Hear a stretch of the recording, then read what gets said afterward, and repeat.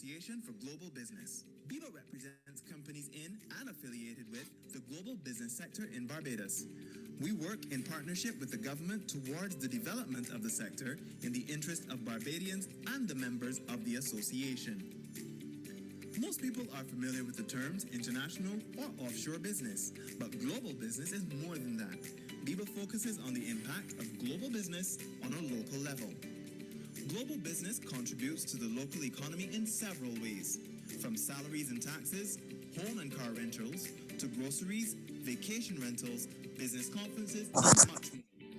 The global business sector engages in and influences the development of many onshore activities through service delivery, infrastructural upgrades in standards of living and recreation, transportation, and telecommunications, setting Barbados up to take advantage of the economic spin-off provided by multi-billion-dollar investment flows.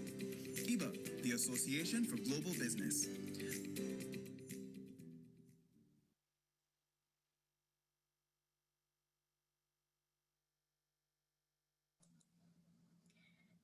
Good morning, everybody, and thank you for joining us at our first Industry Update seminar for the year.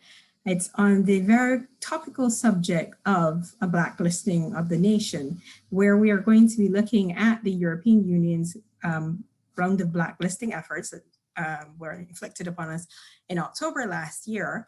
And we have an expert panel from government and the private sector to explore this issue. I am going to begin now by introducing our moderator and president, Mr. Derek Cummins. So just to note that Derek is currently the Chief Executive Officer of Amicor Bank and Trust. Prior to that, he was the CEO of J&T Bank and Trust, a firm that he joined as Manager of Investments in May 2010. While there, Mr. Cummins held responsibility for the overall effective operations of the bank and trust, ensuring the delivery of quality services to many clients. He has over 19 years experience in treasury and portfolio management. And as I noted, he's the current president of BIBA, and he's also held positions of director, first vice president, and second vice president, in addition to assisting on a number of BIBA committees. So thank you, Derek, for joining us this morning. Over to you.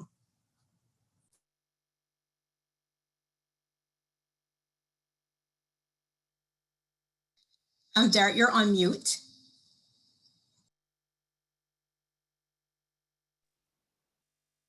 Thank you. Thanks, Carmel. Here we go again. Thank you, Carmel. Good morning to our distinguished panel and all attendees in today's webinar.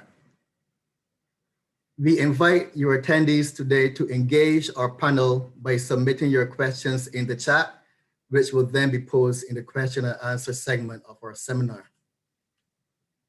Blacklist, gray list, non-cooperative list, name and shame list, list of non-EU countries encouraging abusive tax practices, and on and on. Like it or not, fair or not, equitable or not, these lists are real and today can be key determinants of the financial and economic fate of small international financial sectors like Barbados. Like it or not, we have to negotiate and traverse this never-ending labyrinth of law, regulation, policy, edict, and evaluation. Barbados, though, yet again finds itself blessed with the minds, spirit, and tenacity required for this task. And it is my pleasure to introduce 4 of them as our panel this morning. In order of impartation, Kevin A. Hunt. Mr. Kevin Hunt has been an attorney of law for the past 20 years. He was in private practice for 10 years with an emphasis on conveyance, estate, and personal injuries. He joined the team at Corporate Affairs and Intellectual Property Office in 2009. Initially, he held the position of Deputy Registrar with responsibility for the Copyright Division. In May 2016, Mr. Hunt assumed the role of Deputy Registrar acting at the Supreme Court Registry of Barbados. He was assigned responsibility of the Court of Appeal and Caribbean Court of Justice registries. Mr. Hunt played a vital role in vision casting, administrative streamlining, rectification of procedural policies, and development of staff morale.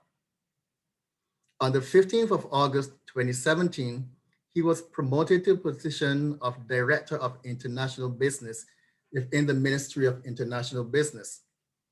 There, Mr. Hunt has been heavily involved inter alia in traversing BEPS Action 5 and the attendant consequences, the matters of the European Union and its blacklisting process, and the reshaping and repositioning of the international business unit in order for it to be more relevant, effective, and adept to manage all that is required in this rapidly changing environment. Notwithstanding all of the above, Mr. Hunt is also an ordained minister of religion, holding credentials with the Pentecostal Assemblies of the West Indies. He has, as a member of the pastoral, he has served as a member of the pastoral team at the Abundant Life Assembly since 2004. He has held responsibility for the youth ministry and more recently serves as the chairman of missions committee at that assembly. Our next panelist, His Honor, Senator Reginald R. Farley, JP, CPA, CMA. His Honor, Senator Reginald Farley is a Barbadian chartered accountant, consultant, former cabinet minister, and diplomat who immediately prior to his appointment as President of the Senate was the High Commissioner of Barbados to Canada. Senator Farley started his career as a teacher at Roebuck Secondary School before moving to the Barbados Industry Development Corporation as a business development officer, and then to the Barbados Chamber of Commerce as its executive director. In 1994, Mr. Farley held and became a minister of government. I held the portfolios of industry, commerce, and business development, industry and international business, economic development, education, youth affairs and sports, and housing and lands. In the Parliament of Barbados, he served as a government senator from 1994 to 1999, and later served as a minister of parliament for Christchurch East from 1999 to 2008 with the Barbados Labour Party. He returned to the private sector after leaving government and became the executive director of the Institute of Chartered Accountants in Barbados. In 2018, he was appointed Commissioner of Barbados to Canada and was based in Ottawa until his return to Barbados in September. To become President of the Senate, Reginald Farley is a consultant whose areas of focus include regulatory compliance, governance, change management, strategic planning, and project management. Senator Farley is married and has 2 children and 2 grandchildren. Next, we have Kirk Harrison Tate. Kirk is a trained compliance professional with Australia's Governance Risk and Compliance Institute. He holds BScs in management and a graduate degree in governance and public policy, both from UWI Cayfield campus. A former central banker, Kirk is a 20-year veteran in AML CFT compliance and co-founder of the Barbados Association of Compliance Professionals. As a consultant to the Barbados Cooperative Credit Union Lead, he is the architect of several courses in AML CFT compliance. A skilled professional with scholarly interests, Kirk's book, Island Compliance Risks and the Protocol of Global Finance, was published in 2019 with Routledge Limited, one of the world's leading academic publishers, representing a fusion of his practical experience and training in research. Kirk analyzes the threat posed by money laundering and terrorist financing in the Caribbean international financial services space and discusses the extent to which compliance regimes mitigate the risks. On June 2nd, 2020, Kirk was appointed to head the Financial Intelligence Unit, an agency integral to the Barbados AML CFT regime. And last but by no means least, Glenna Smith. Glenna Smith, CAMS, is Managing Director of Smith Compliance, SCC Inc. Holds a Bachelor of Commerce, is Certified Anti-Money Laundering Specialist, Board Director of Caribbean Regional Compliance Association, Director and Chairs of Director and chairs of the Barbados Banking Committee of Barbados International Business Association, the president of the Barbados Association of Compliance Professionals. Glenna has gained wide and in-depth knowledge in financial crime, compliance, operational risk, and cooperative governance during 30 years in financial services. Glenna authors a number of articles and is a very lively presenter who speaks regularly at conferences, regionally and internationally, on a variety of topics. Glenna is a hands-on practitioner whose goal is to help achieve better compliance for clients, having worked directly in the field as a compliance officer facing regulators, managing inspections, and enabling ongoing compliance. Again, I welcome the panel. Again, I invite the participants to submit their questions in the chat. And at this time, I invite our first panelist, Kevin Hunt, to speak to us. Good morning, Derek. Thank you very much. And I want to say good morning to all of my fellow panelists, Senator Reginald Farley, my dear friend Glenna Smith, and Kirk Tate as well. And also I want to say thanks to you, the team at BIBA, for extending the invitation for all of us to be here this morning in this regulatory update. We are conscious of the fact that indeed this is an occasion where it's coming right after we had some news breaking yesterday, and I'll come to the news that in a minute. But the whole issue of the blacklisting of a country is one that it is extremely challenging for particularly jurisdictions like ours. We can find many words to describe it that puts the word challenging in a minor comparison to those words, especially when it comes at a time where we are faced with being in the midst of an economic recovery program, which I'm sure Senator Farley can more ably address than I can. And then also as we are facing the battle with the COVID-19 pandemic. The European Union has taken to deal with what they classify as third jurisdictions in terms of bringing them in line with their proponent or tenet of good corporate tax governance through the issuing of the Annex 1 and the Annex 2 listings.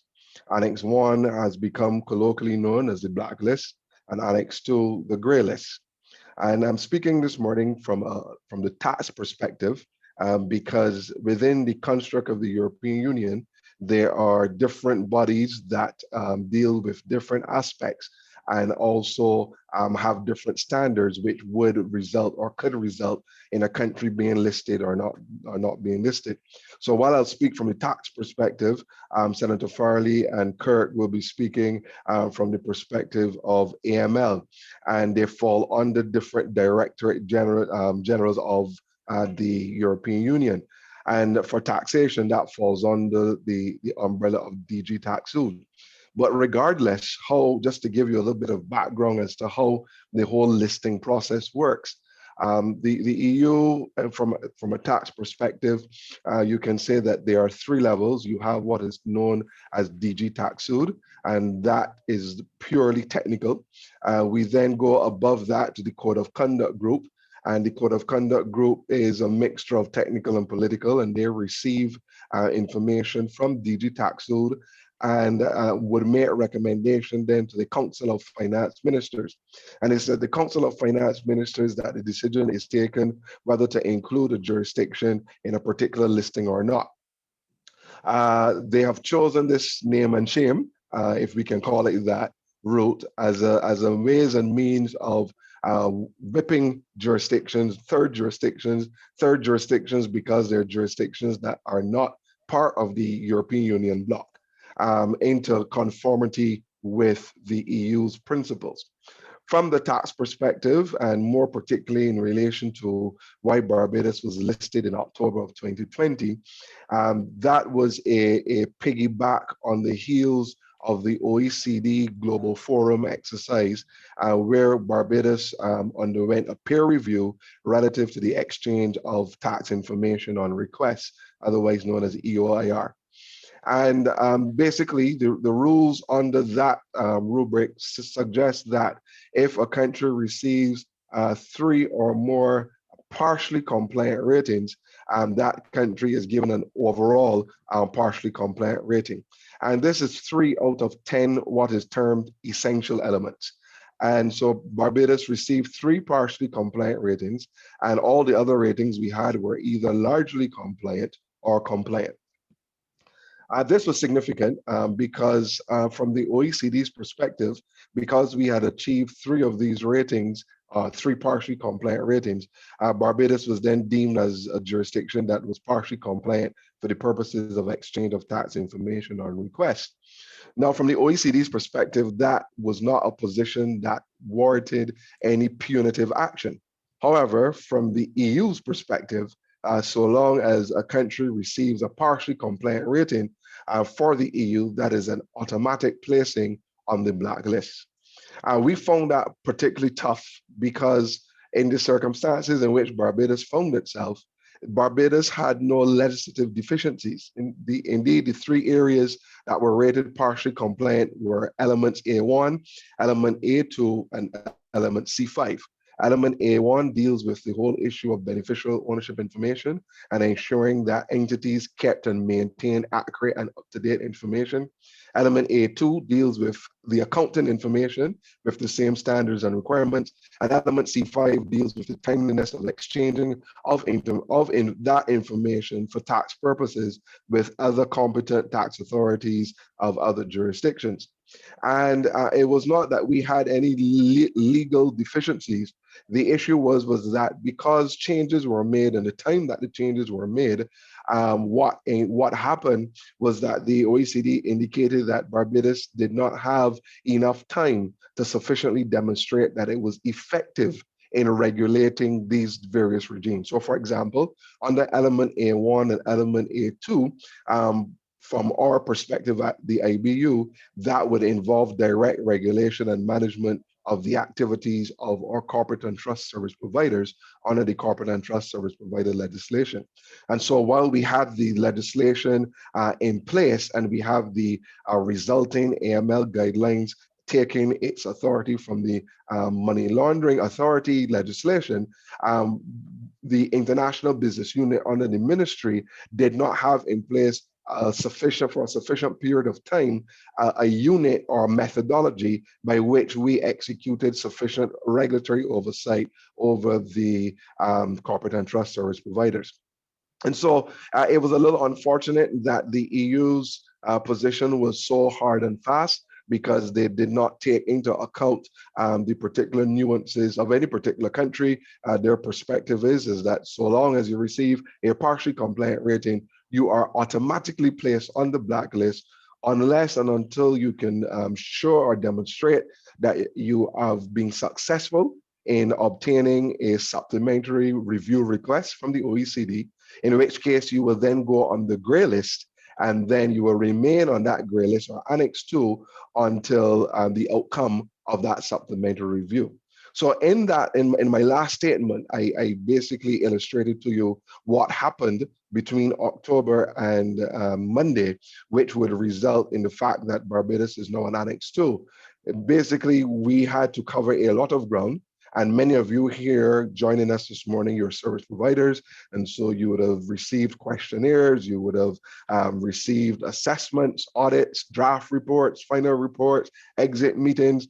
All of that was part of the process in which we had to go through as a country and indeed as a sector to demonstrate effectiveness. And you would appreciate that the effectiveness had to be demonstrated from a sustainable point of view and not from a point of view to show that we have done something in order to come off of a list. And so a lot of work went on behind the scenes between that October listing and really December, or even before December, because we submitted our request to the Global Forum, their review. That request was granted, and it was granted, really, I'll share this with you, are really on the strength of one of those elements, and that element being C5.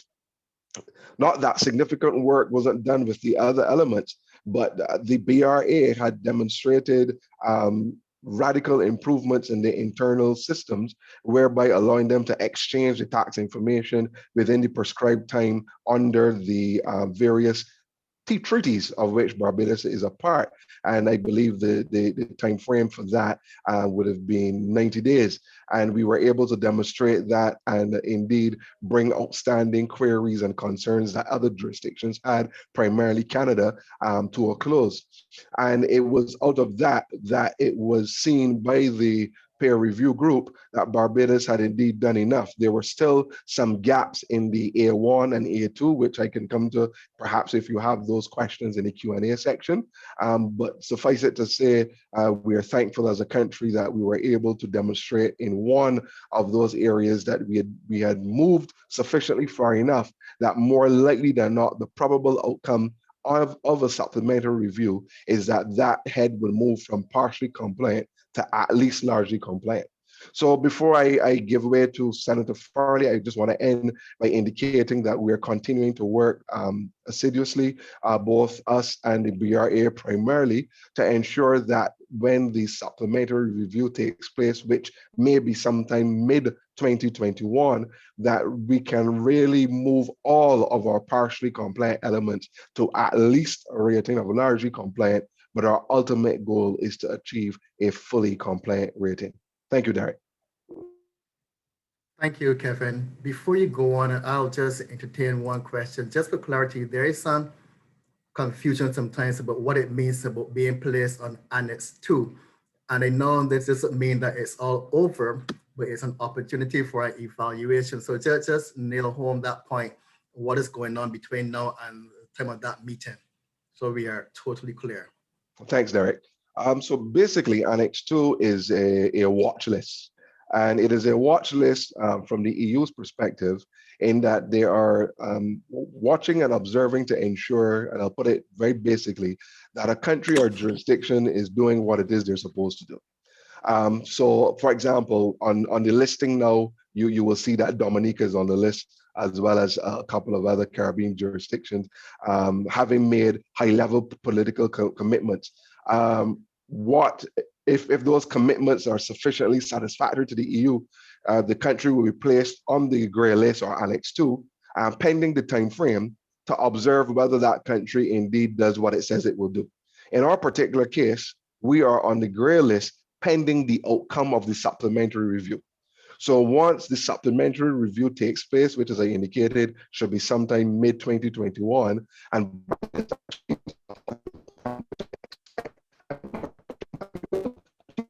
Right, Kevin, we just lost the quality of sound. You're altogether gone now. You did say that once the supplemental happens in mid-2021, we heard to them. Are you hearing me better now? Again, yes. Right, so once the supplementary happens mid-2021 and we achieve a successful outcome, then Barbados will be removed from Annex 2 and we will no longer be listed. Of course, you know, Derek, that does not mean that the work stops, and it does not mean that we sit and rest on our laurels, because there's always something happening and always something coming down the pipe. But in this particular issue, we will be coming off, because I'm confident that we will achieve a positive outcome from our supplementary review. Okay.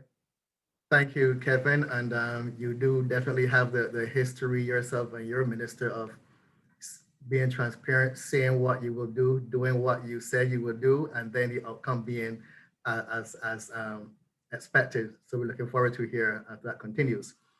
Thank you, and over to Senator Farley. Thanks very much, Derek, and good morning, everyone. Thanks very much for having me here. I want to first of all congratulate BIBA for putting on this event, and I was particularly touched by the title that you chose, setting the tone for 2021, Blacklisting of a Nation. The reality is that the matters that we discussed this morning really set the tone, not just for 2021, but to my mind, for the industry of global business going forward. The way I see it, there really is a concerted move, particularly on the part of the G20 countries, to move to compliance as a new global reality. For me, in Barbados will continue where there is lack of fairness and lack of due process to raise its voice, because when you're a small country, unless you make an input at the table, big countries are likely, even with the best intentions, to do things which are not in your interest. However, once that aspect is taken care of, we will certainly embrace compliance and use it as a strategic advantage. And for the youngsters in the crowd, in the audience, let me remind that long before compliance was imposed on us, Barbados in the 70s and 80s, especially at the early days of the global business sector, focused on quality. When countries in Europe had instruments of secrecy and so on, Barbados rejected those. And in many ways, Europe has come over to where we are. However, rather than a set of high principles, they've codified much of what we were accustomed doing. And now the challenge is for us to be able to prove that we're actually doing what we said we were doing.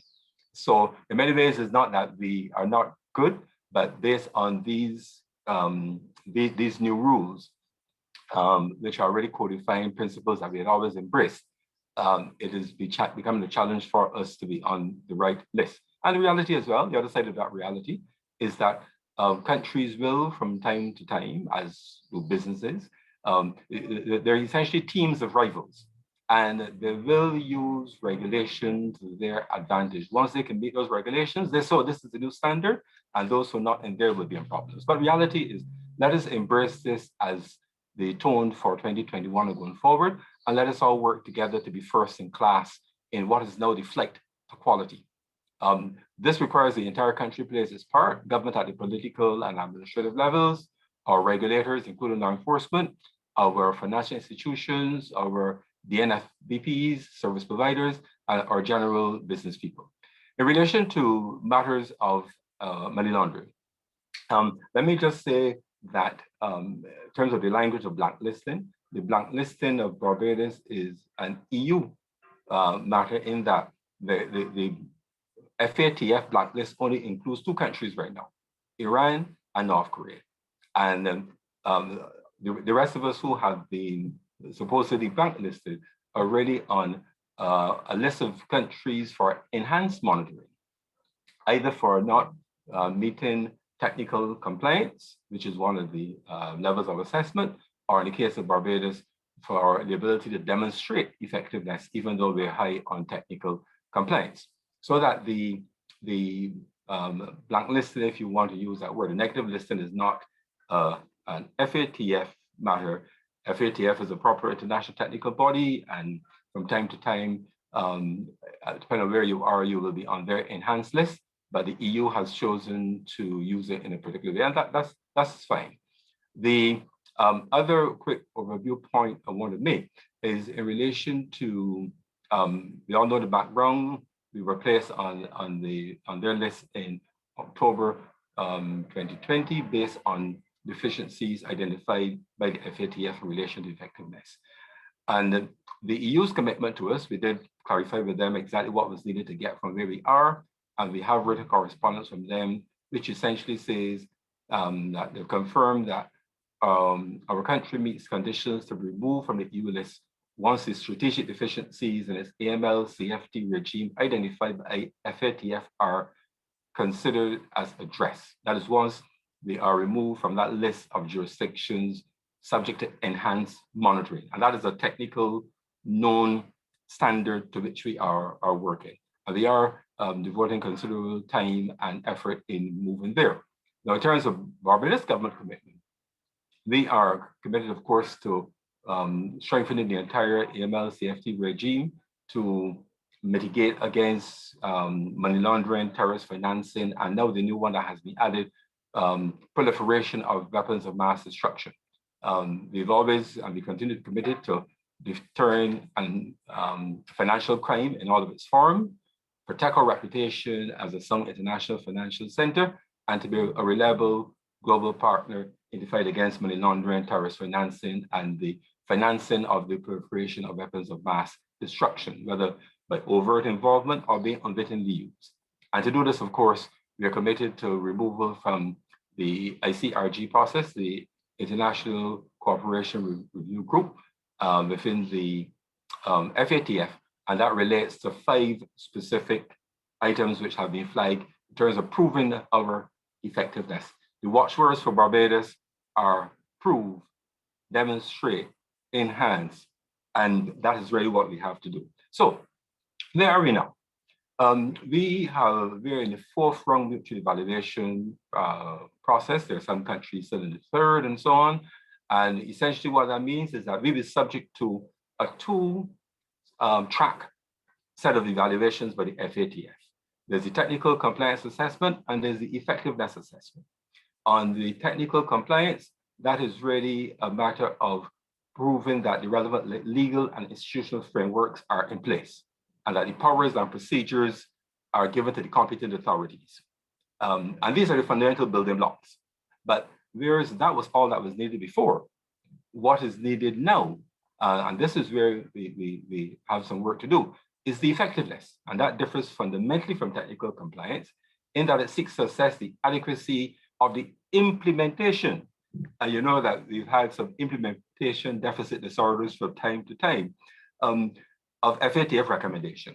And it identifies the extent to which we as a country achieve the goals of money laundering. And it is one of those things that we have to walk by sight and not just by faith. We're a good, honest, decent country, but no one is willing to just believe that. We have to prove it by statistics, by records, and that we're doing what we say we're doing. So that is what is essentially what is happening. I must tell you though that we've made very good progress on technical compliance, and in fact, only last week we received the approval of Barbados' 2nd enhanced follow-up report and technical compliance ratings from the Caribbean Financial Action Task Force, which went through its process involving the FATF.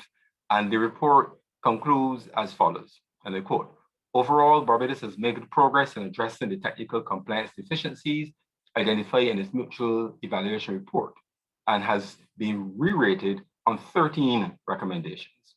No recommendations are non-compliant. And as you would be aware, there is a 4-level hierarchy: compliant, largely compliant, partially compliant, and non-compliant. And to give the down and dirty of it as it stands now, was in 2018, which is when the mutual evaluation report was published, 62.5% of our 40 recommendations were listed as compliant and largely compliant, and the rest were partially compliant, and there were even 2 non-compliant. In 2021, based on the assessment of the CFATF and FATF last week, we have, in relation to compliant and largely compliant, 82.5% of our 40 recommendations, and the other few are partially compliant. There are no non-compliant recommendations. So I think that is good progress in relation to technical compliance. So that is a necessary condition. It is, however, not a sufficient condition to get us to the removal from the list, the negative list as flagged by the FATF, by EU, based on being under enhanced monitoring by the FATF. And what have we been doing to move from there? And even to get to where we are with that good report last week. First of all, there is a special focus on this matter which comes under the Office of the Attorney General.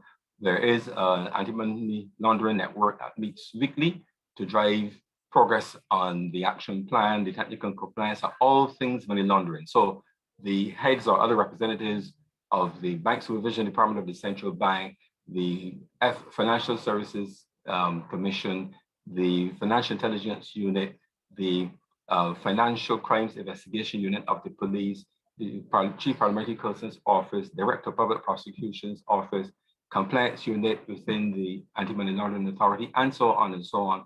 We meet every week to keep this matter in focus. As my former boss used to say, nothing gets done unless somebody comes to work every day to do it.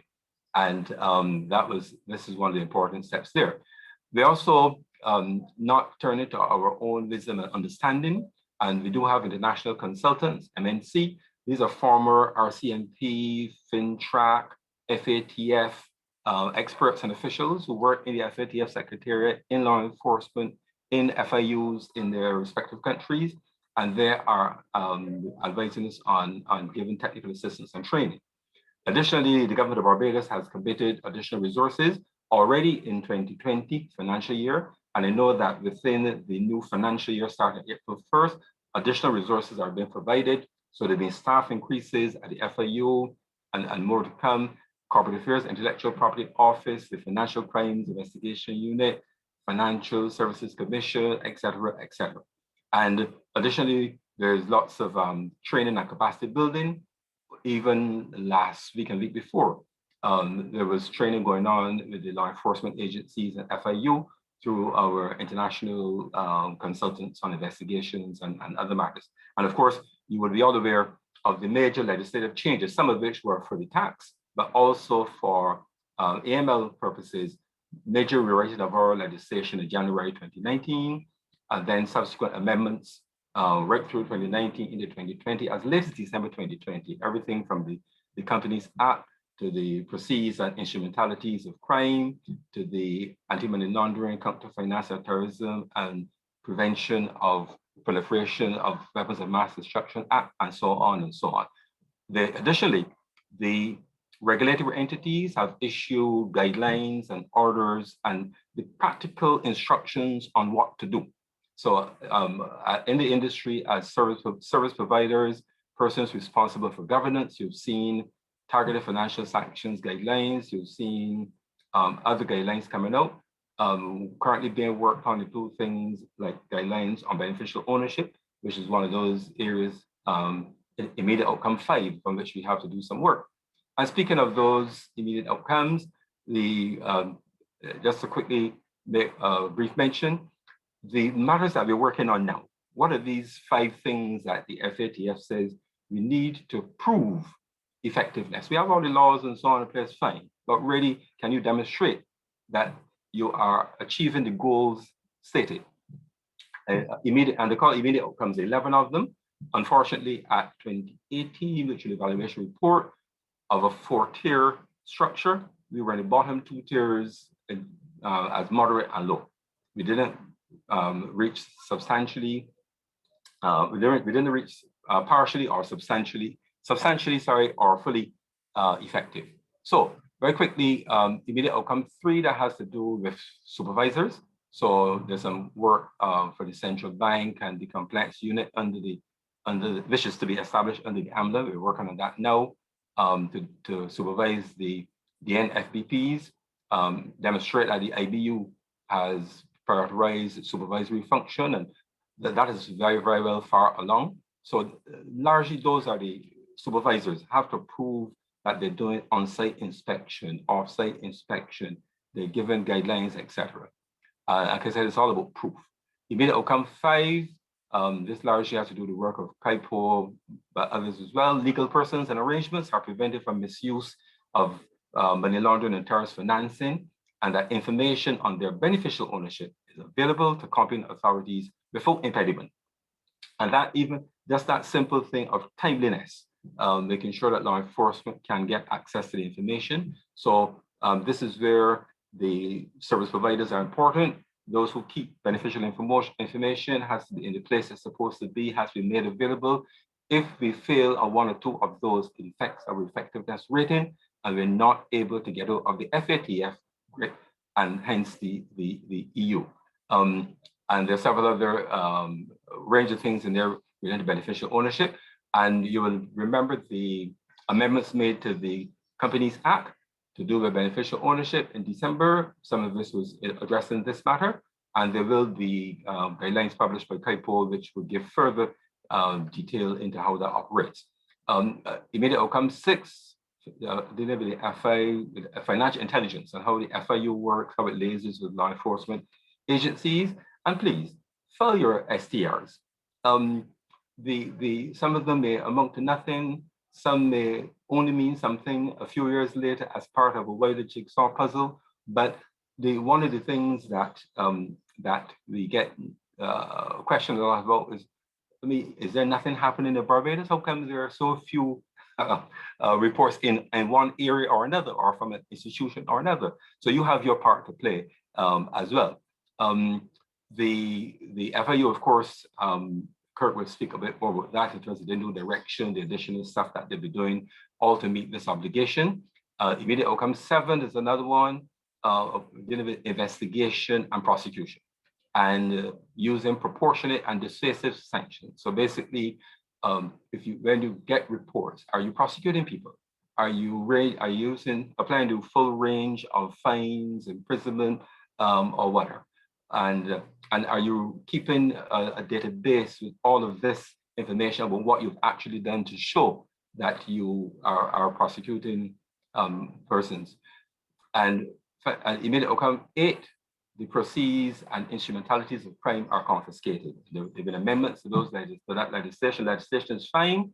It is for us now to ensure that at the operational level, we're actually confiscating everything from cash being transported over the border to proceeds of crime, and so on and so on. So those essentially are our priority areas of work as it stands now. In terms of timeframes, we are mindful of the fact that we do have to do much of this before April if we are to meet our next follow-up report to the CFATF and ATF and FATF in November.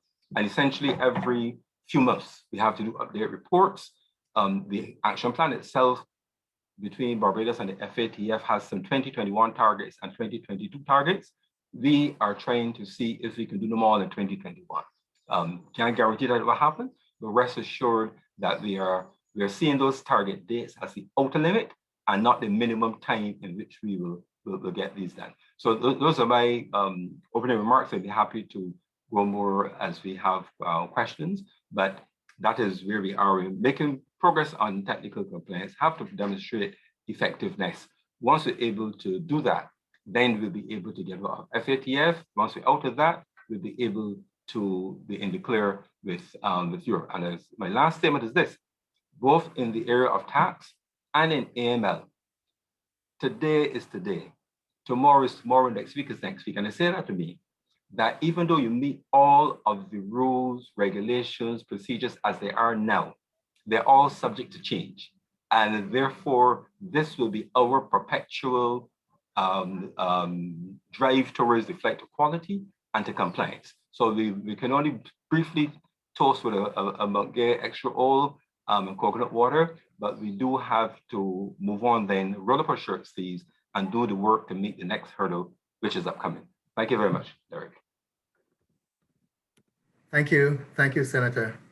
I think towards the end there, you said one of the key things, you touched on one of the key things that I know our participants are interested in. I know it's not easy, but you gave some time frames and some timing. And just to quite clarify, what is your expectation in November, the next report from the FATF? You mentioned a November date. Yes, that is part of the regular follow-up in relation to further technical compliance reporting. It will also be an opportunity to demonstrate our effectiveness. It's hard to predict because remember that when we submit our report, this is subject to full assessment by expert assessors who only believe what they can see. So I don't want to predict, but I know for sure we are making good progress on beneficial ownership. We're making good progress on supervision, albeit the work on the compliance unit and and demonstrating that that is fully functional will be challenging, because reality is that, yes, we will get it set up by then, but it will not be able to demonstrate that it has done inspections because it will still be new. So in the case of compliance unit, their interviewing staff will be hired very shortly. But I think that in many of the other areas, we'll be able to show really good progress in November. Whether that takes us fully over the threshold will depend on how much weight do they put, for example, the new compliance unit not being able to show that it has done the things that it has been set up to do.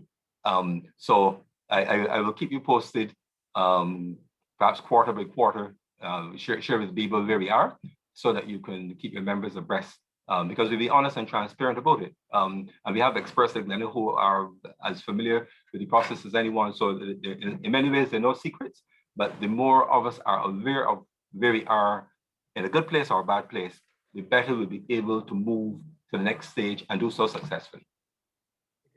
I'll stay on you a little bit more, Senator. Apologies.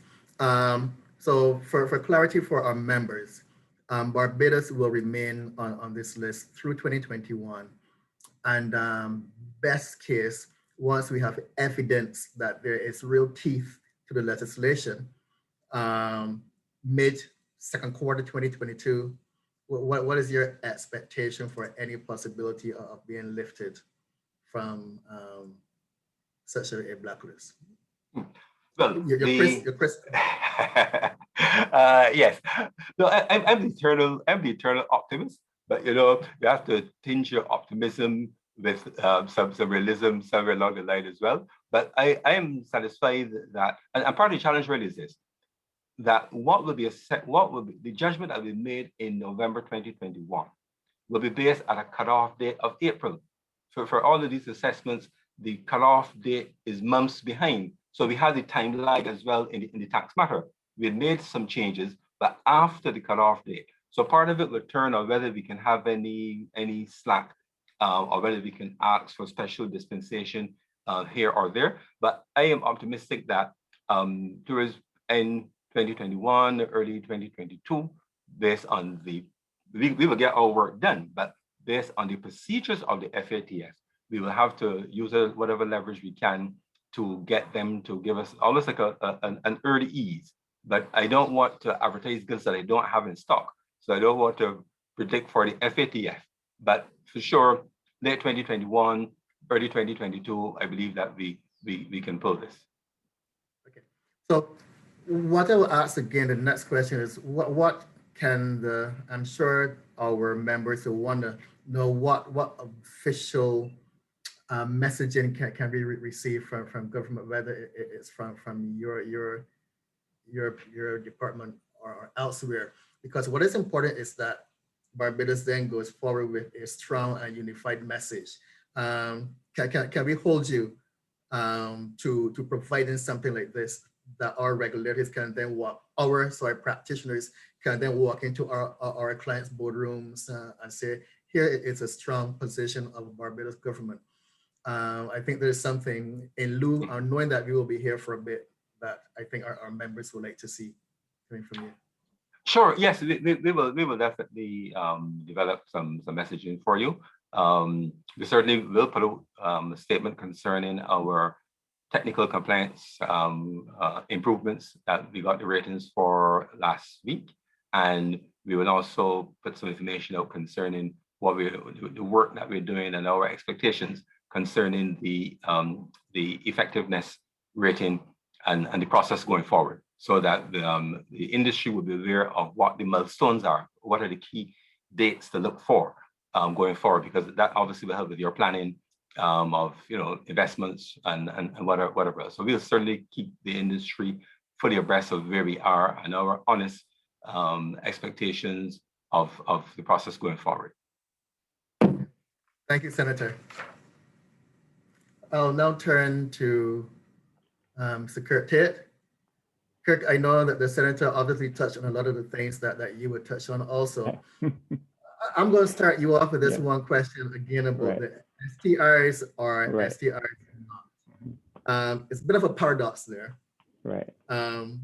the value of seeing or not seeing STRs. So I will let you, they come to you. So I'll let you start there and then get into what may be a bit more technical than the senator's bird's eye view. Okay, fine.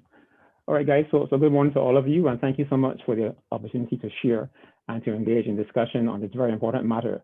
I appreciate the fact that Senator Farley, he covered so much of my area as well. I want to commend him for the comprehensive effort to explain to Barbadians what's really going on behind the scenes. Kevin was also very clear as to what's happening as well from his end. And I want to echo the tremendous effort that has been engaged by every agency that's linked to this regime. Now, if I can just quickly talk about the SDRs, in fact, not quickly, but take my time and explain to you why it's necessary. Now, the FIU is the endpoint, if you will, of your compliance program, right? Your compliance program exists to be able to report and to disclose unusual suspicious activity, right? In order that we can perhaps convert it, if necessary, into what is called actionable intelligence, right? It's actionable intelligence that will allow law enforcement to do their job, right? That will run things to the courts as well, and so demonstrate that we are actively seeking to confiscate proceeds of crime and forfeit them as well, and to make sure that criminals do not benefit from illegal activity. Now, that is part of the effectiveness stream discussed earlier, where they're not filed to the FIU. In fact, let me explain to you what's happening, because for our risk profile as a country, right, fraud is a high risk for us, as a vulnerability for us, as is drug trafficking. So we should expect SDRs that are linked to those two areas coming to us. Now, as it stands, the bulk of the SDRs come from a certain core sector in the community, but there are entities that have never ever filed an SDR to the FIU. Now, given that we are a cash-based society and that we have several deposit-taking institutions that we do business through, it is impossible that a deposit-taking entity will never report to the FIU at least one SDR per year, right? That is not a good reflection on our regime, okay? The truth is that there needs to be perhaps more training at the front line, or it may be that the entities have in fact raised their risk tolerance level and are therefore not reporting certain activity, which is fine. But that has to be something you discuss with your regulator to confirm that it is reasonable and sustainable, because there's still an intention and an expectation that reporting entities report what they consider to be unusual or suspicious. And it's always good to start at the unusual threshold, right? Suspicion, let the compliance person determine that or higher. But the slightest activity that is construed to be unusual or a ripple of a non-standard activity should at least be researched and investigated by the institution, perhaps with onward filing to the FIU. We expect to find, hopefully, a bit more reporting, in fact, a lot more reporting from the sector as we go along. Now, Derek, just to go back quickly to what the Senator mentioned earlier, he spoke about, well, you asked a question actually about when can Barbados be expected to be released or come off the list. Now, as we know, compliance is something that happens on a continuum, right? And it is possible that along this compliance continuum to the exit point of full compliance, there are changes in the underlying criteria or the underlying methodology that test compliance. And so just before you get to that compliance outcome, you find that some things you were compliant in under the old methodology or old criteria, they have now changed. And you have to address those issues before you can even say that you want to be removed off the list. Now, in recent times, it was, I think, St. Martin and Trinidad and Tobago that may have exited the enhanced follow-up reporting regime only in the last year actually, right? Now, and this is after several years of making the effort to become compliant. So we can make that, I'm sure, by the year end possibly, or into next year. But I should warn I should warn us that it is very possible, again, that compliance requirements could possibly change before we get to that final compliance outcome.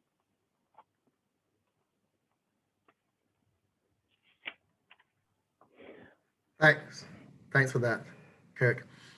I wanna, if I may, just return to Kevin a bit. Now that in a moment where Kirk is schooling the practitioners, I know in my discussion with Kevin also has some messaging to practitioners and the role that we all have to play in the way forward. Kevin, if I can put you back on the spot there. That's fine, Derek. Thanks very much, and thanks, Kurt. From our end, and we are aware that the service providers don't really deal in cash, but from our end, relative to service providers, the real issue surrounds the policies and procedures in relation to onboarding of clients, in relation to acquiring and maintaining accurate and up-to-date beneficial ownership and accounting information, and to ensure that those procedures and policies are in place, that they have good KYC procedures, good onboarding procedures, taking all of the principles into account. And for us, that is extremely important because even though by and large, we've pretty much completed our first cycle of regulatory assessment, we're by no means finished because this is going to be an ongoing exercise. As Kurt intimated just now, compliance is not a one-stop thing. And so we will be going in very shortly to our second phase of analysis, our second phase of reviews. We will start with those service providers that we have rated internally as high risk. And those service providers know who they are as well, because we would have indicated that in your final report. So it's nothing that we have kept from you, but you would know. The challenge comes, Derek and others, where so I'll give a practical example. If you submit an application for a currency permit, we are going to conduct our own due diligence on the applicants. We're going to conduct our own due diligence on the beneficial owners, the directors, etc. And it is here that we've been finding a challenge because when we do our due diligence and conduct our assessment, we have found instances in the past, and one as recent as a couple of weeks ago, where either the beneficial owners or the shareholder or the director they're either guilty or have been found guilty of some nefarious conduct, or they are linked in a very strong way to criminal activity relative to either whether it be fraud or engage in money laundering activities. And the point I want to stress here is that, of course, there's no way we are going to grant a foreign currency permit in those circumstances. And I want to stress that the onus is very much also on you, the service provider, to ensure that not only do you have the policies written down and documented and established and framed, but that they're followed, because you are the gatekeepers. And I want to stress and encourage that a large responsibility lies with you, and to ensure that your clients know that we are a jurisdiction that we are very serious about these standards.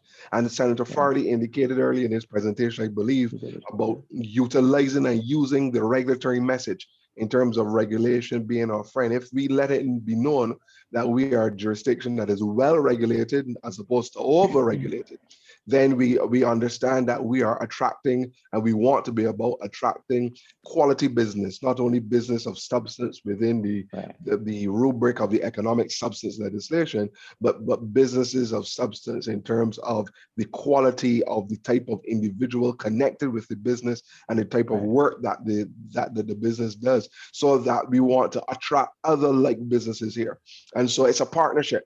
It's a partnership between us, the regulator, and a partnership with you, the service provider. So that's the message I want to leave on that issue, Derek.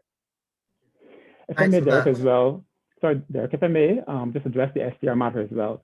It is true that obviously this group is not a retail-based group. So the SDR component of the of the regime is going to be mostly rooted in the due diligence that you undertake as an institution and what you discover in that due diligence checking process. So for example, if you are onboarding a client and those clients' connections or the clients or the beneficial ownership behind the institution or behind the accounts and so on are in any way linked to targeted persons or sanctioned persons, or the persons have had a bad a bad reputation in terms of being linked to a crime and so on as well. To me, those things merit further consideration for an STR. Okay. Also, there's the issue of the transaction levels themselves. Now, if you agree with the client that X amount of money will be passing through the account, be it quarterly or monthly or annually even, the risk program you have in place should have some kind of percentage over which you would agree that, you know what, it's no problem here going over this amount of money. But if there's a significant escalation in the movement of funds that you cannot understand or cannot come to grips with, to me, those things merit escalation to the FIU. Good. Thanks for that, Kirk. Glenna, as you prepare, you go into your discourse, I will want to lead you into that of being remaining on the STR discussion, where sometimes the suspicion of a transaction begins with the gut of the frontline person, with just a feeling, and then that grows into something more as analysis takes place. So let's start you off from there, and as you say a bit more about STRs and your experiences, please, and then continue. Thanks, Derek. Yeah, definitely. A lot of times gut instinct plays a very large role. I mean, a lot of times what I advise, practitioners and reporting entities is you don't have to be directly suspicious that there's money laundering, terrorism financing, or even proliferation financing involved. But usually when you deal with your customers on a daily basis, whatever the type of business and products and services are that you offer, you're in the best position. And so those frontline employees you just mentioned, Derek, they have the best chance to follow their gut, follow their intuition, to say something's different here. There's something I can't explain, something's unusual, something's not normal, something's not right. And they might not be able to get to a level of comfort or reasonableness.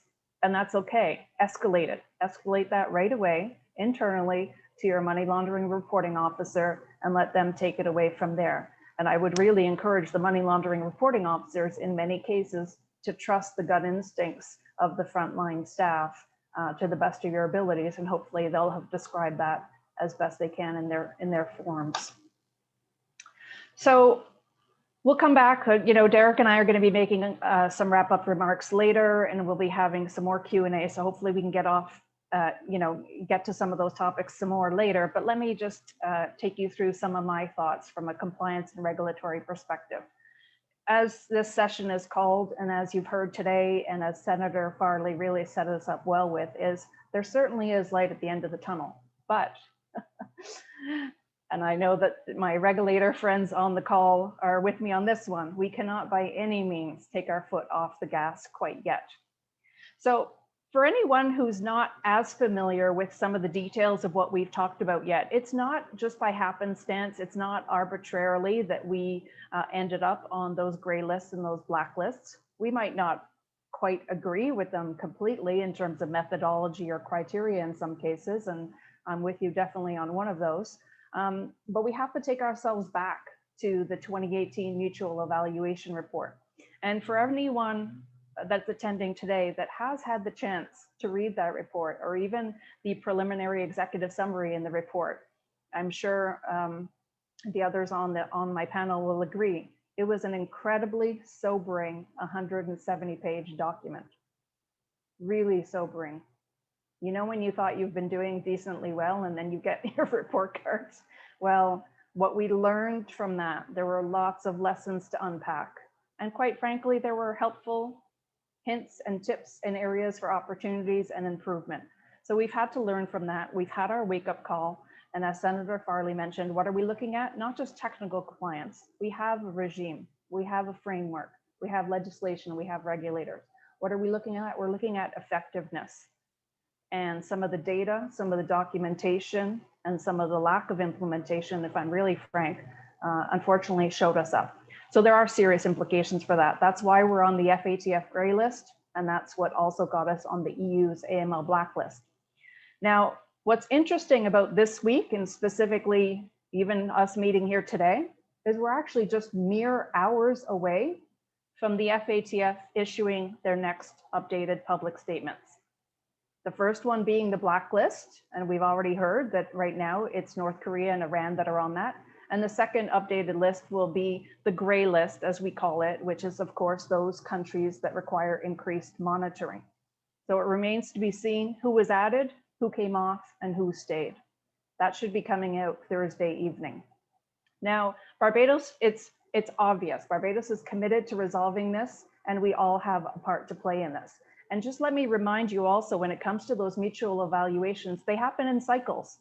This wasn't our first. This won't be our last. They happen in, roughly speaking, 8 to 10 year cycles. When we received our 2018 results, we tasted the bitter results. We didn't like it, and we cannot slide back there again. Actually, let me put that a different way. We cannot afford to slide back there again. Now, when it comes to the EU's AML blacklist, the EU has directives they have to follow. They're financial institutions, they're regulated entities. When there are countries appearing on this increased monitoring list, they are obligated to take enhanced due diligence with us as a country, with our clients, with us as individuals residing in Barbados. This makes it harder for them, quite frankly, to do business with us. When they're doing business with us, they have to apply enhanced due diligence in terms of checking out customers when they're onboarded, keeping an eye on them on an ongoing basis, doing monitoring, more frequent scrutiny, more depth of screening. As Kevin mentioned, things pop up from time to time, so we have to do that screening. The other thing is it requires more risk assessments, more audits. If you're hearing the underlying message on that, what does that mean?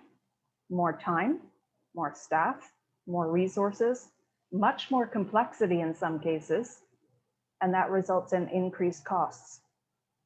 Some may decide we're not worth it. It's nothing personal. They might just decide it's easiest not to deal with us. And Derek and I will take you through some of those practicals in a moment. So as you've heard, we've certainly improved and there's more work to do, but we need to keep a balanced and fair view of what is going on. And here's a message that I want you to take away if you haven't heard anything else from my remarks right now. We need to very specifically and intentionally find a way to sustain our improvements. That sounds easier than it is. Let me give you a funny example. If you're anything like me, every time I move house and I'm about to move and I realize I have to go through a big, purging and decluttering exercise, I always say to myself, I'm never accumulating all this stuff again. What happens? We move into the new house. A year goes by, 2 years go by, cupboards are filling up. Uh-oh, we have recluttered ourselves again. We didn't sustain it.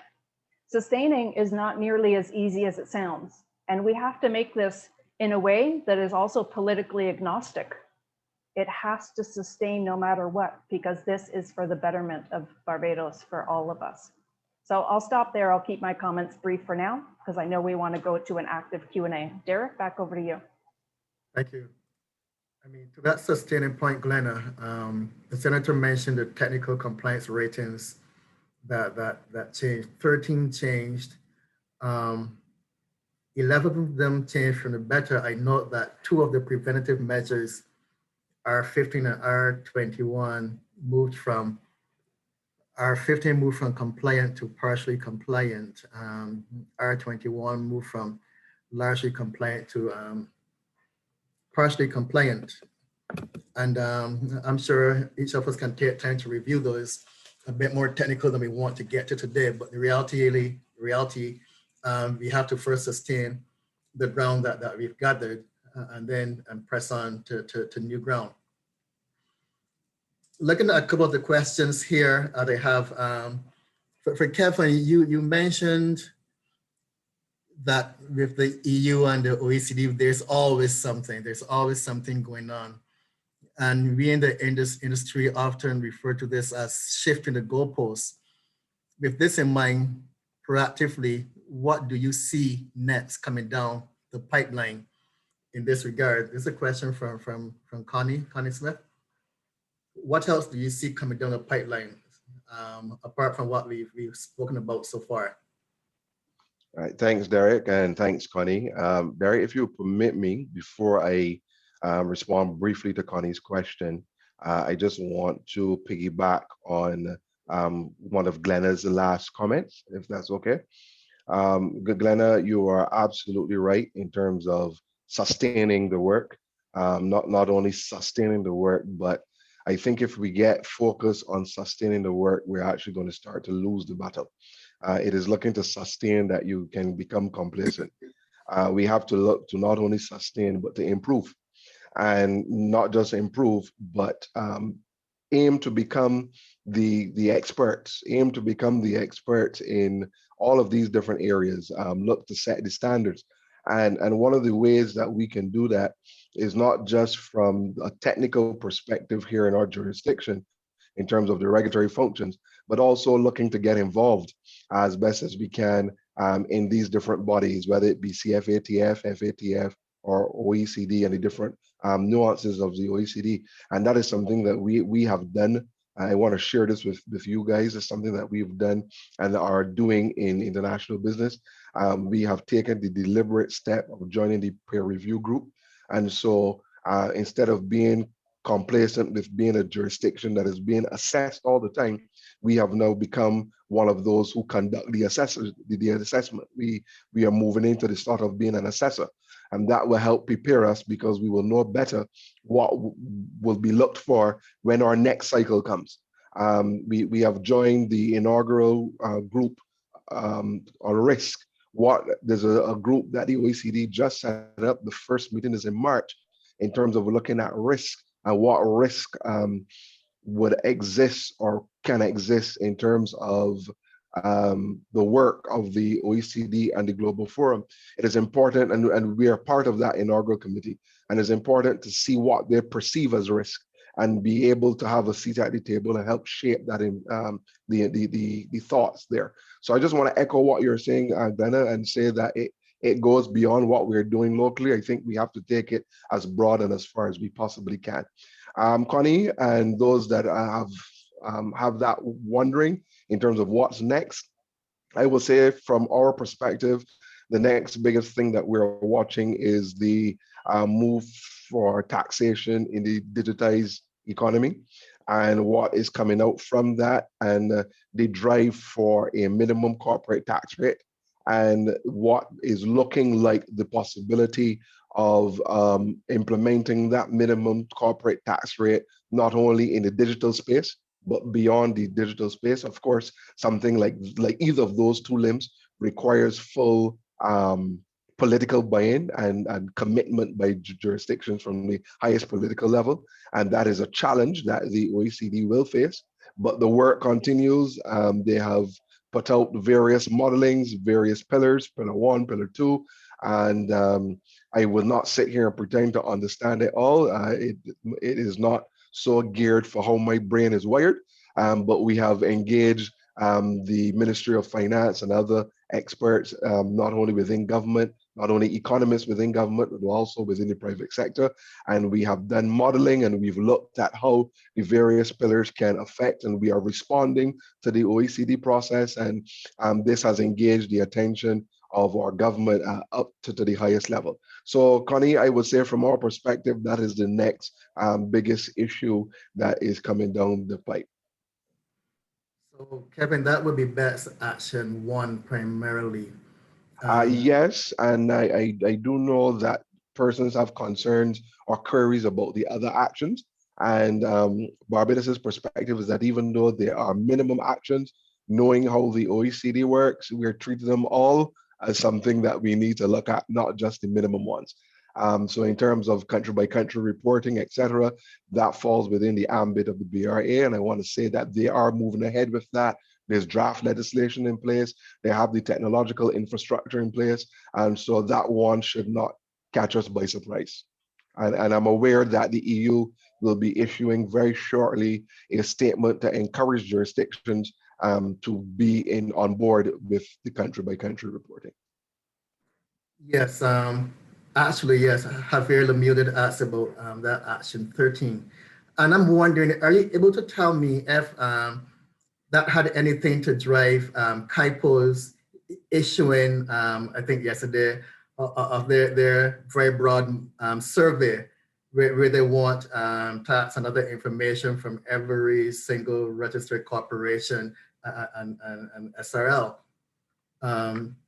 It is an onerous ask for our members, and when Carmel engaged CAIPO on it yesterday, they came back and they mentioned that the new amendment to the Corporate Act, I think 175.5, which speaks and gives and makes it mandatory for corporations to comply with such requests. Can you tell us if that is driven by Action 13 and the need for the country-by-country reporting?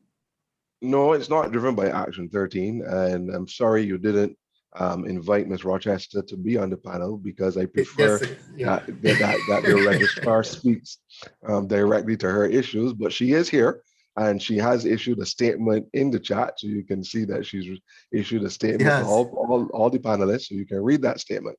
But that questionnaire was driven from the point of view of trying to plug, so it's onerous on the part of you guys, but it's even more onerous on our side. And remember, I want to encourage us to look at this as a partnership. So we have a gap that we have to plug. And remember that whether it is on the AML side or the tax side, this gap is the same, and we have to demonstrate effectiveness. You heard it from Glenna, you heard it from Kurt, you heard it from Senator Farley. And part of that effectiveness is that we have to be able to demonstrate quite clearly that we are regulating our entire space. And so we have external companies who are now required to have a service provider.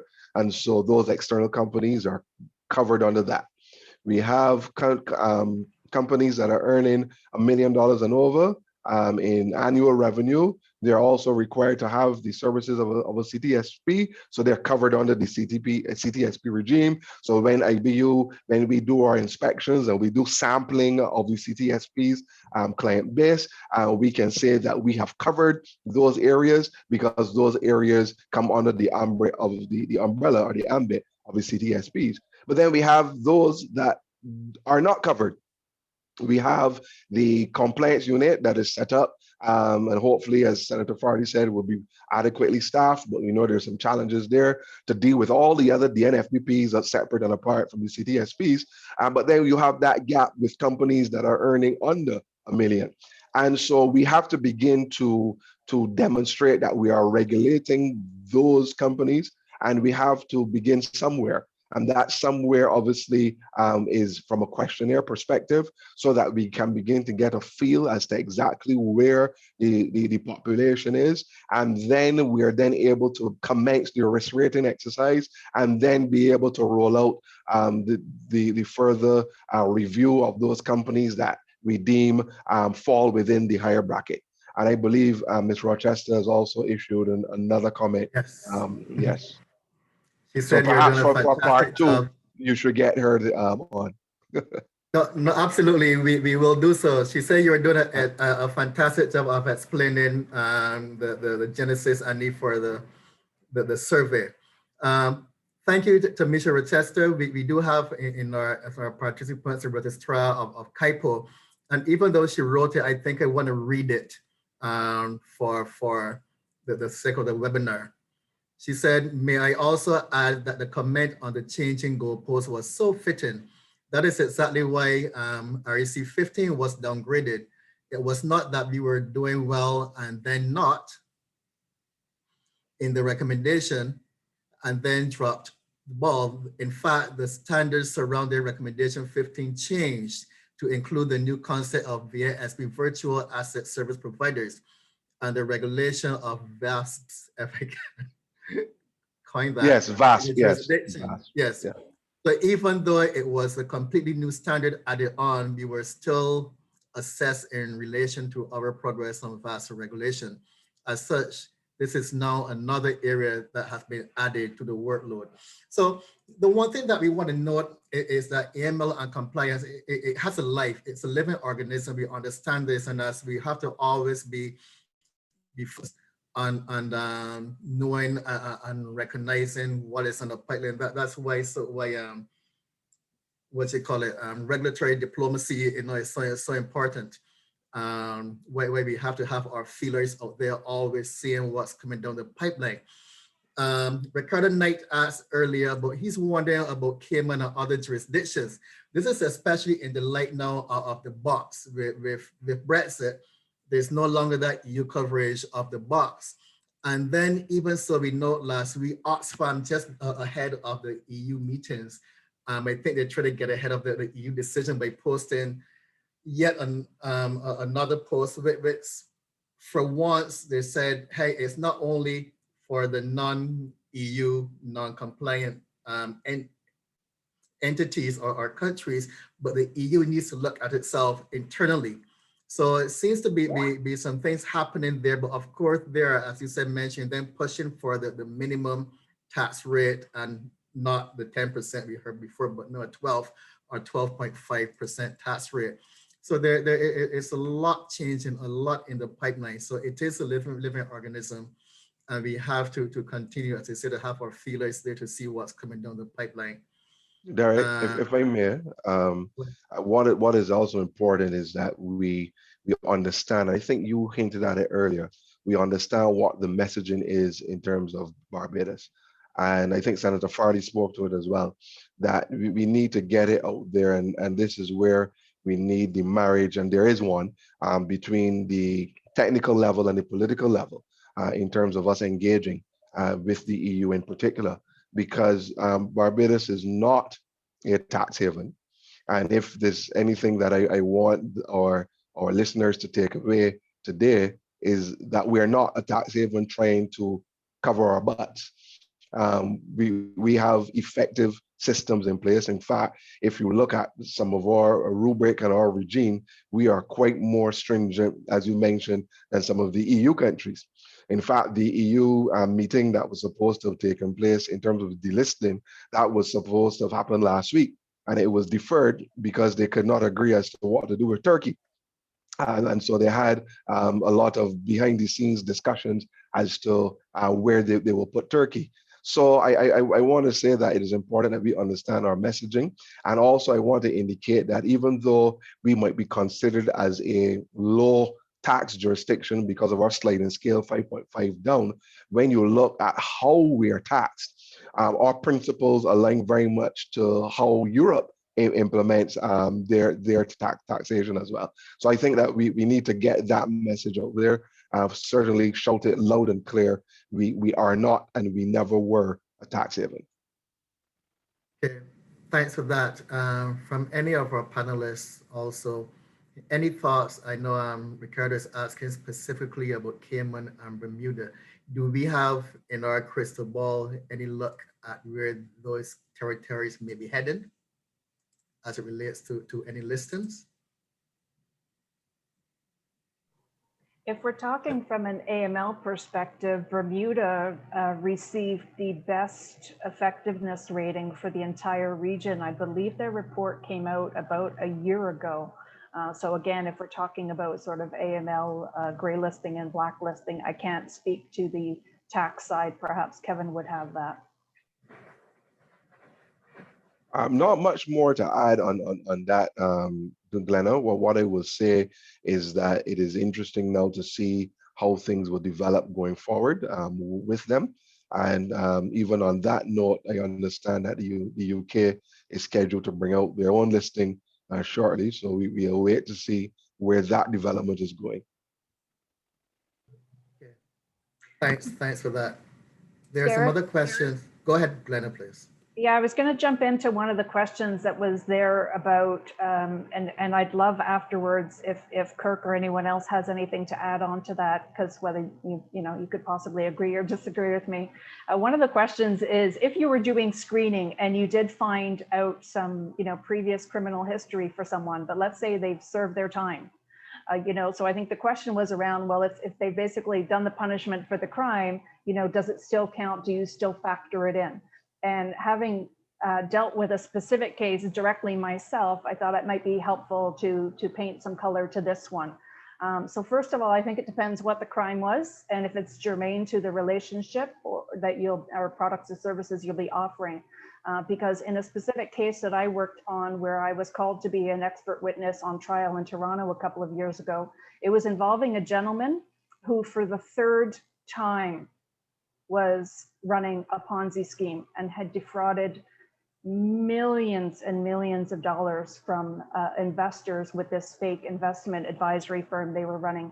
And it was his third time. If you had done Google searches sufficiently at the time, this last financial institution opened up his business accounts, their relationships, they would have been found. And for whatever reason, the financial institution continued the relationship with this individual and their firm, and he committed a fraud again. So, I'd kind of caution the leopard doesn't change its spots theory. And, if you're going to be, opening up helping to incorporate a company that was dealing in finances and the person had securities fraud infractions or something, I probably wouldn't touch it, but that's just me.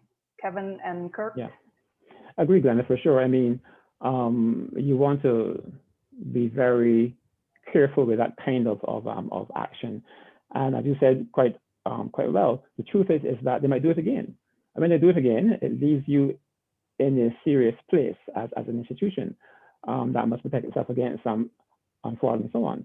So I would err on caution, as we often say in compliance and so on, and make sure that you file that report, notwithstanding the fact that the person has served their time. You just never know what could happen down the line. And the truth is as well, Glenda, is that the stakes are too high these days not to file a report, not to err on caution, because it can come back to bite you in a very serious place, right? Now, if I can on the same issue of reporting quickly, the other component of SCRs that we need to understand, and you need to share this with the folks here, is that SCRs are used as a basis for what we call strategic analysis in the FIU.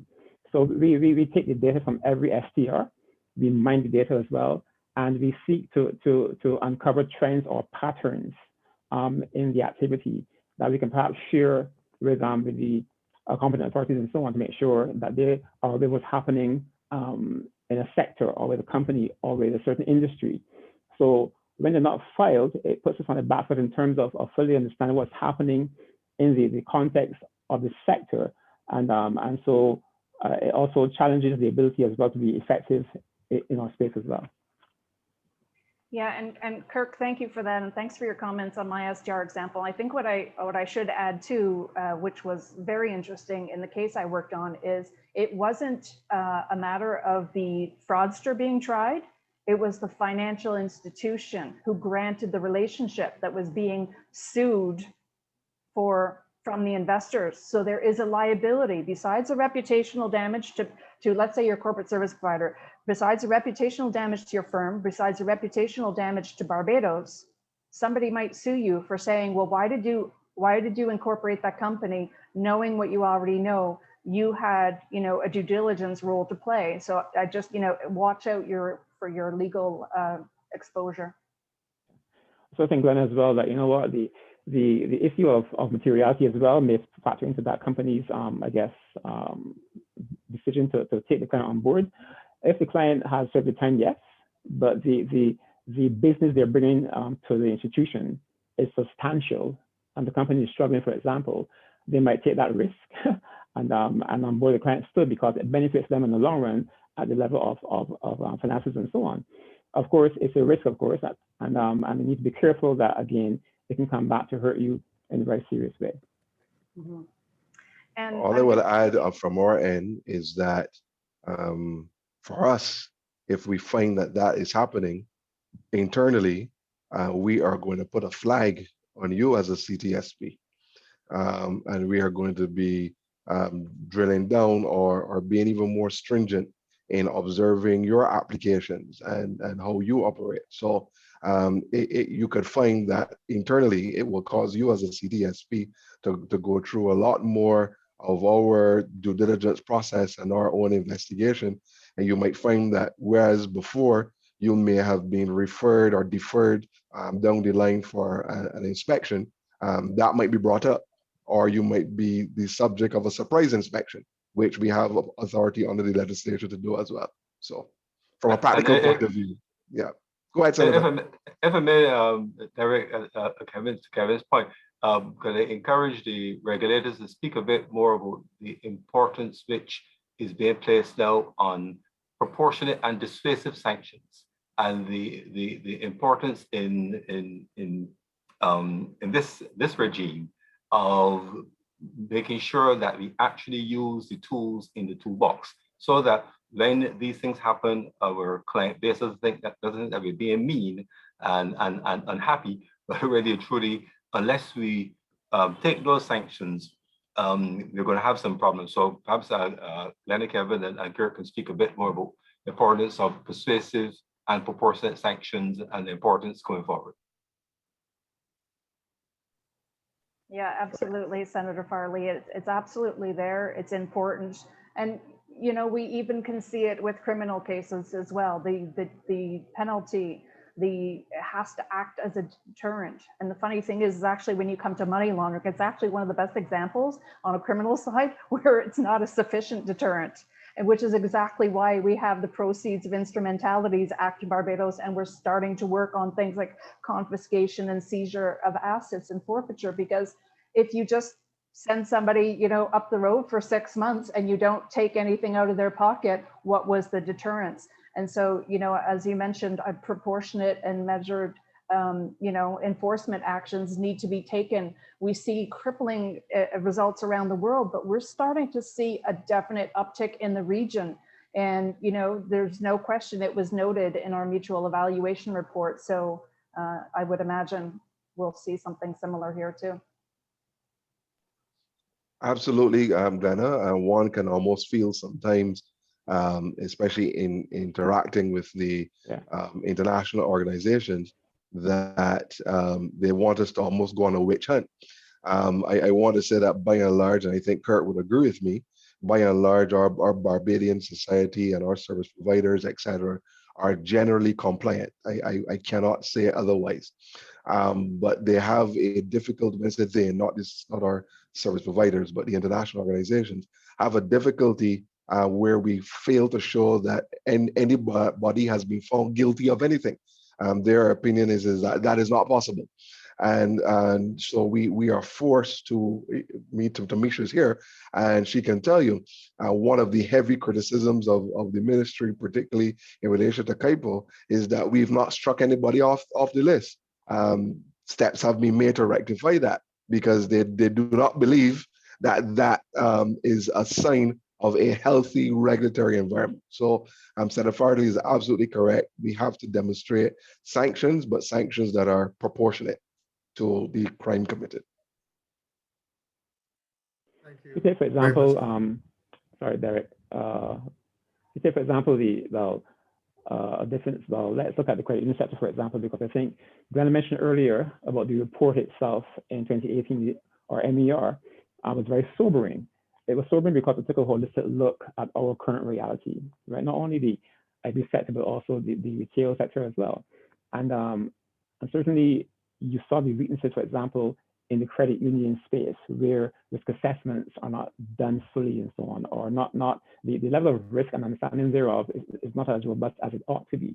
So when you see these things happening, and then you compare yourselves to places like, when you said Cayman and Bermuda and so on, these countries have borne the brunt, if you will, of the backlash of blacklisting for years, and so have propelled themselves forward in such a way as to meet every possible compliance requirement over time, and they've mastered the area. So we have to find out for ourselves how have they accomplished that, what did they do that they have come to that place where, despite the embarrassment and shame we often feel as well, yes, where is it that they're still propelling forward and moving forward in such a way as to conduct really great business at the same time meeting these extensive requirements?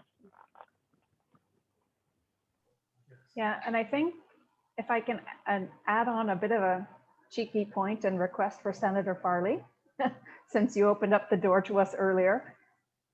Generally, as you've all mentioned, we are in a pretty good state of compliance. People are trying their best. So I think we can benefit from more collaboration. If there was more information, awareness, transparency, we would probably reap more adherence and better compliance with that additional information. So Senator Farley, you mentioned, a moment ago, possibly you could provide updates to BIBA on a quarterly basis. Well, we could even have some type of joint meetings or so on, because the more we can learn and disseminate to our members, the better position they're in. Look at some of the great questions that were posed today. If that's information that flows more freely and more frequently, we can all do better in this together. I totally agree, and I will act accordingly. I've always followed your guidance, Lena. Thank you, Senator Farley. Thank you. So, Lena, just for a moment, let's lift the idea of a blacklist off the page in black and white and bring it to reality and real world situations. What are some of the follow experiences that you have encountered in your practice coming out of Barbados being blacklisted? Yeah, thanks, Derek. They are real. Whether it's, I've seen it with individuals, I've seen it with organizations that have had challenges trying to send electronic transfers to Barbados because those financial institutions that they presented themselves at just basically, crossed off Barbados, don't want to take the risk. Because understand, I'm going to take you back decades, when I used to do the bank electronic wire transfers myself in a bank. If we sent money to a high risk country and for whatever reason that money went astray, the bank was liable for it. So for whatever reason, whether it was because I mentioned the complexity and the cost, there's individuals that have had that real impact. Even further, and I would say even more scary, is that we do have organizations here where their correspondent banking relationship isn't with one of the banks in the US. Some of them are European relationships that they have for their correspondent banking relationships, and they have threatened to take those relationships away because, again, the work involved, the higher risk, it's going to change the risk profile of that financial institution by offering that service to a higher risk jurisdiction. And, again, for their own reasons, whether it's just, ease of doing business or whether, the profits weren't good enough to do with Barbados, they've done so. And, we've also seen cases, remittances. We know that we're in a region with high amounts of remittances. And if it's harder to send remittances to and from Barbados because of us being on the gray list and the black lists, that makes it a lot more difficult.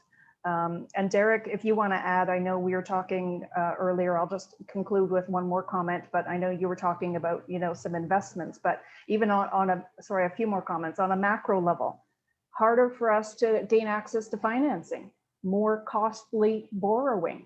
It could be when it comes to international trade, it might be harder to obtain, if at all, getting things like letters of credits, letters of guarantees to facilitate that trading. So there are enormous and vast effects from staying on any of these gray and black lists. And Derek, if you want to mention some of the ones about the firms. Yeah, definitely. Well, just to start again on your same point, to speak to the fact that it's another justification for withholding correspondent banking services.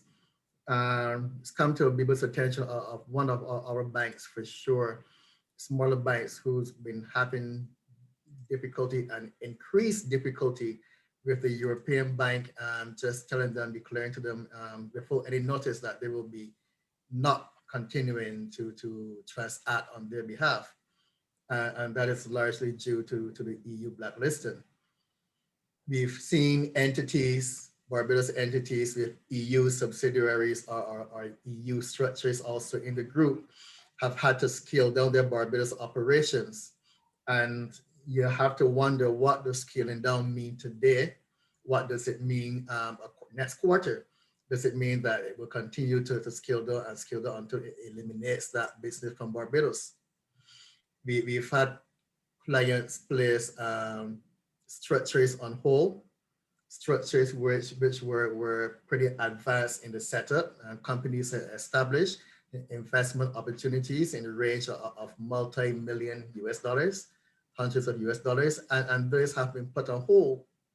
And obviously, when these transactions are put on hold, persons don't start thinking, persons don't start trying to find ways to do their business.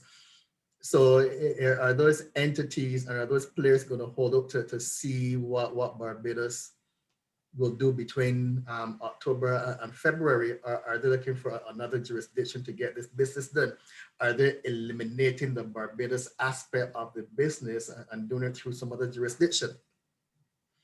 We've seen some canceling of loan finance portfolios where the financing would have run through Barbados entities.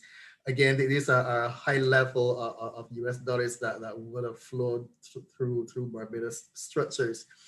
Bring enhanced bottom lines to the service providers, bring enhanced tax opportunities to Barbados. So blacklisting isn't just something on the page, but it is real from a corporate perspective. It is real as Lennon mentioned, EU banks refusing to complete transaction with Barbados entities. And then it comes down also to not just entities, but the individual aspect of it, whereby simple and personal transactions either take a hell of a lot longer, or they're canceled and they do not happen. And then people are trying to find more creative ways to do business. And another reality of this is that where you can't do your business through the regular and substantial banking infrastructure, you find other ways to do banking. We'll get more clients wanting the prepaid cards from the banks. You know, I'm happy to hypothecate a sum of $20,000, whatever money there, and to access prepaid cards. I don't know how well the regulator and clerk, et cetera, are going to track that business opposed to a wire transfer, et cetera. So it will force, as the corresponding banking issue has forced, and other ways and other means of doing legitimate business, but that are less trackable, let's say, by the provider and also by the regulator. So those are some of the things that I'm seeing and that I'm hearing of also, Glenna. Yeah, and I think, you know, just to probably belabor a point, we've had an active global business sector for decades. And in these times, most especially, the last thing we can afford is to be losing business, losing extra tax dollars from the business and activity that we are generating here as an active sector. So whereas our sector could be doing a lot, you know, even with more investment, there's more we could be doing to help, you know, contribute tax dollars for the country. To have this crippling us is definitely coming at the wrong time. Indeed, I want to say we are beyond our time. I would just want to invite our panelists to give any wrap-up they care to at this point before I hand over to our Vice President, Jamar, to do his vote of thanks. I can perhaps start quickly. Just want to say thanks to the community for supporting the FIU's work. And you should know that we are really taking this matter very seriously. In fact, the FIU is undergoing a transformational process right now, where we are hiring staff, we are enhancing our IT capacity as well. We are looking to move our headquarters to a new location. We are looking to enhance our research capacity and so on. In fact, our big, hairy, audacious goal that we came up with in the last while was about being the top FIU in the region, and amongst the top tier in the world, because we want to leverage our resources of research, people as well, and also IT to really make sure that Barbados's image in the external world of business is one that is regarded and respected as it is right now. And of course, that means that we have to have a whole of system movement towards that effectiveness reality, so that working together as we have been for the last several months and into the last 2 or so years, it has brought us here, and it can push us forward because we have been very collaborative. very determined to engage each other. We have a systematic meeting we have every week on the issues and so on. We are monitored by the Attorney General and his staff and so on as well. We are under pressure, but good pressure to really excel and perform and meet the standards that we are constantly exalted upon us. So I want to just encourage this community to continue to be compliant and to seek support, to seek insight from your regulator and so on. And also, where possible, where you perceive there is something unusual happening within your business, file your SPR. Thank you again. Kirk, how are you getting staff before Ms. Rochester? Before whom? Before Chester Kaipo. Well, Kaipo is getting staff as well, so we're all getting staff. Again, it's a whole of government. Yeah, it's a whole of government effort to enhance the entire AML safety regime. So Kaipo is getting staff as well. Let me just say quickly in a few seconds, thanks very much for having me. And to reiterate the commitment of the government at the highest level to both the flight to quality and the fight for quality. The Prime Minister is very heavily invested in this, the Attorney General driving the process, Minister Toppin in his areas of support as well. I want to salute the regulators. We have excellent regulators. I've seen them up close, particularly in our last enhanced follow-up report, where the goalposts were changed at the 11.5 hours. And I remember spending an entire Friday into Saturday in the wee hours of the morning, not liming and partying as I otherwise would, but with Kevin and all the other regulators to be sure everyone working on meeting deadlines based on new conditions. So really just want to salute all involved and to say that the government will spare no effort and will commit all available resources, even in these tight times, because we recognize not just as a long-term strategic important goal, but a matter of being able to earn our lunch here and now today. We're very much aware of the already negative impact vicious listing is having on us doing business, and we recognize that we have to invest in improving our effectiveness, maintain our technical compliance in order to preserve the jobs, preserve the earnings, preserve our brand, and to make sure that the long history that we have in the global business will not disappear for lack of trying. So I give you that commitment on behalf of Prime Minister, AG, regulators, and all involved from the government side. Thanks, Senator Farley. I'll just add quick comments before Kevin, very short and sweet. As you know, I go into a lot of the organizations that are probably calling in today, you know, a lot of your regulated entities as regulators, and they are trying. They put a lot of time, commitment, investment into doing the right thing for both, you know, economic, moral, as well as regulatory reasons. And so a lot of the effort is there. So basically, my request is just help us help you. Collaborate with us. And that's a great point, Dana. Similar point I wanted to make in terms of the collaboration. Thank you for your comments, Senator Farley and Kirk. Thanks to BIBA for inviting me to be here. Tamisha, thanks for your comments as well. I want to say though that Barbados continues to punch above its weight.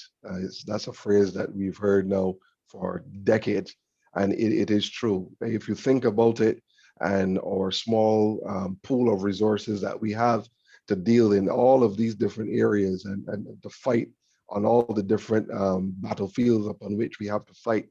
I want to leave by saying that Dana's point about partnership is entirely correct, because if we on the regulator side know that you have things covered on your end of the battlefield and vice versa, then that means that we're going forward kind of with our backs to each other, supporting each other, but making sure that all of Barbados is covered. And I want to leave that word picture with you. Let's continue to do what we have to do, invest in the technologies, invest in learning, invest in gathering information, and we will see that at the end of the day, not only us who are present, but those in generations to come will reap the rewards of the work that's being done. So again, thank you. Thank you. Thank you all so much. This has been an absolute pleasure from my part. And also definitely do want to thank Ms. Rochester for adding her information and being happy to do so. I will now hand over to Carmel, our Executive Director, to give a full vote of thanks. Carmel. Thank you so much, Derek. And I really would like to thank the panel. I think this was such an engaging and informative discussion. I don't think that anybody who attended here today could say that they were disappointed in the information that they received or the depth to which our panelists went. And so once more, I would just like to thank Senator Reginald Farley, President of the Senate, Mr. Kevin Hunt, Director of the International Business Unit in the Ministry of International Business, Mr. Kirk Tate, the Director of the Financial Intelligence Unit, our own Glenna Smith, who is a BIBA Director, Chair of our Banking and Wealth Management Committee, and also, well, she's the President of the Compliance Association of Barbados and has her own business, Smith Consulting. And as she noted, she's also an invaluable resource to many service providers in helping them deal with the challenges arising. Thank you as well to our president, Mr. Derek Cummins, who's also the CEO of Amicor Bank and Trust, for ably moderating not only the discussion between the panelists, but also fielding questions from the audience. We know that this is a very delicate balancing act between trying to enforce right fit regulations for Barbados, but also responding to the pressures coming from outside. So we really thank our regulators for being here with us today. And before I go, I just wanted to remind you all, as you would see on the screen, the next major event that's happening for BIBA is our inaugural Barbados Risk and Insurance Management Conference, which is taking place from March 24th to 25th. And so you'll get a further opportunity to engage with Kevin and the other regulators at one of those sessions there. I invite you to visit our website, email or call the Secretariat for more information, and to register before the early bird deadline closes on February 28th. So thank you everyone who attended, and thank you to the panelists. Please enjoy the rest of your day. Thank you, and you're welcome. Bye, everyone. Bye. Thank you as All well. right, thank you. Bye. Bye, everybody. Bye, everyone. Stay safe. All right.